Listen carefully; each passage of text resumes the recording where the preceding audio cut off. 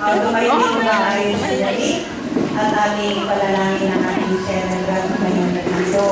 Samahan natin siya sa pasasalamat at dumating ang kanyang ikawalumpung arawan.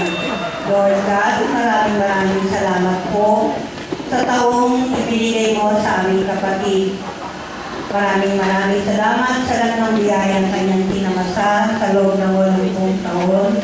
At sa pagpapakita din niya ng kanyang walang hanggang pagmamahal sa inyo at sa kanyang mga kapatid at kapwa. Panginoon, naway biyayaan pagpuli siya ng ibayong kalusugan, kalakasan, at kapayapaan ng kalooban. Nawa Panginoon, pagkalupas mo siya ng maraming araw na ilalagay pa dito sa ibabaw ng mundo. Maraming salamat sa bawat pagkakataong kalubog sa kanya. Salamat din Panginoon sa aming mga kasamahan, kapatid na narito ngayon na nakikisa sa kanyang kaarawan. Hangad po namin sa kanya ang marami pa pong karawang dati kahit na po siya ay 80 taon.